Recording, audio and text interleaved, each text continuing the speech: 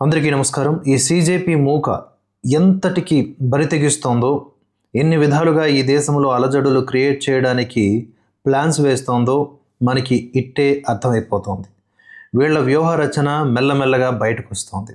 వీళ్ళ ముసుగులన్నీ కూడా ఒక్కొక్కటిగా వీడిపోతూ ఉన్నాయి.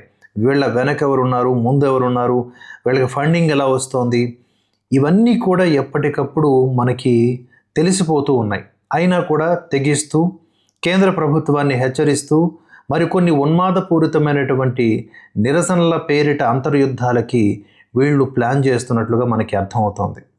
తాజాగా ఒక మూర్ఖుడు, ఈ సీజేపీలో ఉన్నటువంటి ఒక మూర్ఖుడు ఏమంటున్నాడో చూడండి.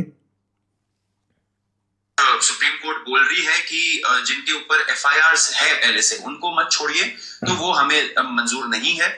हमारा जो डिमांड है वो क्लियर है एंड उसी के हिसाब से होना चाहिए, क्योंकि उसी चीज पे एग्रीमेंट भी हुई थी. ఏంట్రా అగ్రిమెంట్ అయింది? వీడు అంటున్నాడు, వీడు సౌరభ్ దాస్ గారు ఈ యాంటీ నేషనల్ అంటున్నాడు.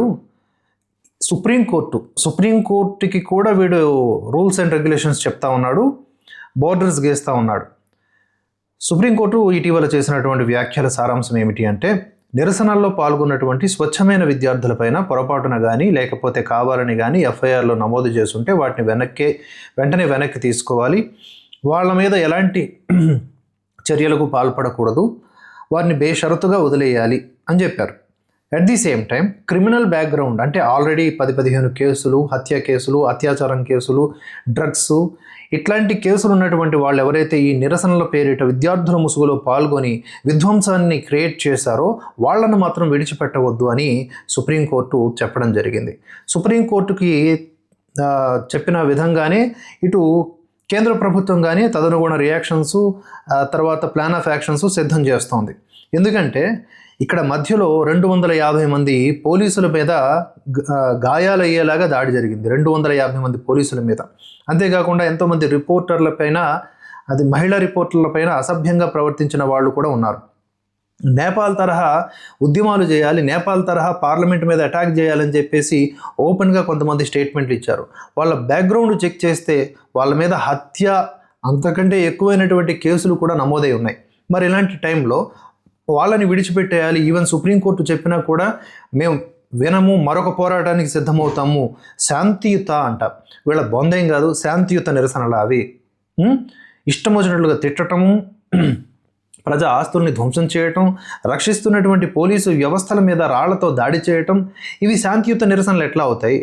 వీళ్ళే అన్నారు కదా, జేపీ నడ్డా గారితో మీటింగ్ అయిన తర్వాత ప్రెస్ మీట్లో భాగంగా కొంతమంది విధ్వంసకారులు ఈ ప్రొటెస్ట్లో భాగంగా మధ్యలోకి వచ్చి చేరిపోయారు, వాళ్ళతో మాకు సంబంధం లేదు, హింసాయుతమైనటువంటి నిరసనలు చేసిన వాళ్ళతో మాకు సంబంధం లేదు, విద్యార్థుల కోసం మాత్రమే మేము ఇక్కడ ఉన్నామని వాళ్ళు క్లియర్గా చెప్పారుగా.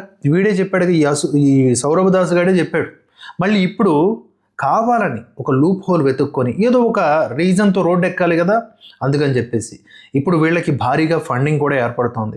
వీళ్ళకు ఒక సంస్థ ఏర్పాటైంది. వీళ్ళకి ఒక లీగల్గా వీళ్ళకి వచ్చేటటువంటి సమస్యలు ఎదుర్కోవడానికి కపిల్ సిబాల్ లాంటి వాళ్ళు కోటి రూపాయలు విరాళం కూడా ఇచ్చి ఒక సంస్థను ఏర్పాటు చేసుకున్నారు. వీళ్ళకి డబ్బులు ప్రోదవుతూ ఉన్నాయి.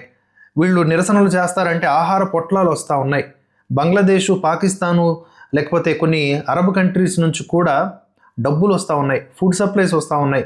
కొంతమంది ఆ విమానాల నుంచి ఇక్కడికి వచ్చి మరి ఈ నిరసనల్లో పాల్గొని కావాలని కొన్ని విధ్వంసాలకి ప్లాన్ చేస్తున్నారని తెలుస్తోంది.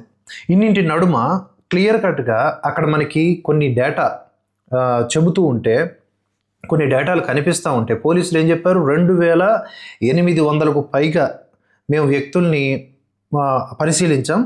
వాళ్ళందరిలోని కూడా దాదాపుగా 1100 మంది, వీళ్ళందరూ దారుణమైనటువంటి నేరాల యొక్క చరిత్ర కలిగి ఉన్నవాళ్ళు. అంటే డ్రగ్స్, హత్యలు, హత్యాయత్నాలు, అత్యాచారాలు, అందులో పోక్సో నిందితులు కూడా ఉన్నారంట. ఈ రాక్షసులందరినీ ఒక దగ్గరకు ప్రోవ్ చేసి ఢిల్లీ పోలీసులకు సమర్పించినందుకు సీజేపీకి ధన్యవాదాలు. కానీ వాళ్ళ మీద ఎఫ్ఐఆర్లు ఉండకూడదు, వాళ్ళ మీద ఎలాంటి యాక్షన్స్ తీసుకోకూడదు అంటే తొక్క తీసి నార తీయాలి. వాళ్ళందరూ ప్యాక్ ఆఫ్ ఒక బంచ్గా దొరికారు. వాళ్ళని ఇప్పుడు ఎలా విడిచిపెడతారు? వాళ్ళు ఏ రాష్ట్రాల వారో ఆ రాష్ట్రాల పోలీసులు వాళ్ళు లోపలేసి ప్రస్తుతానికి ఏసీ మొత్తం చెక్కడం స్టార్ట్ చేస్తే వాళ్ళు బయటకు వచ్చి మరలా ఇలాంటి ఉన్మాదపూరితమైనటువంటి చర్యలు చేయరు.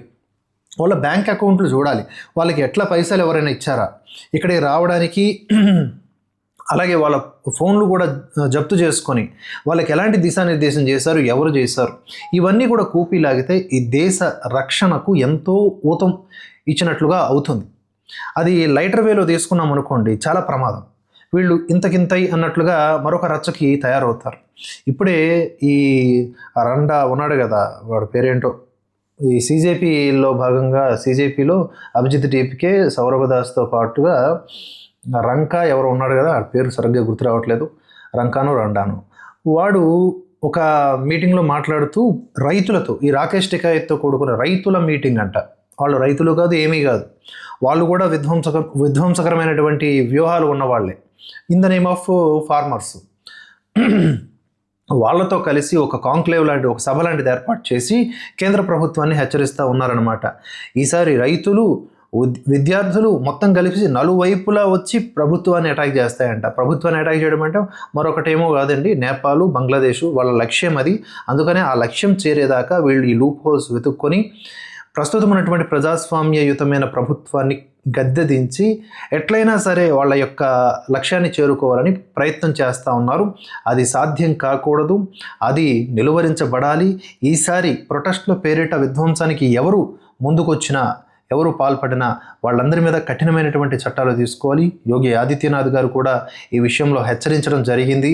చాలామంది సోషల్ మీడియా వేదికగా ఎన్నో రకాల ఫేక్ వార్తల్ని వెదజల్లుతూ దేశాన్ని అస్థిరపరచాలని చూస్తున్నారు, కావాలని యువతని రెచ్చగొడుతున్నారని ఆయన కూడా మాట్లాడారు.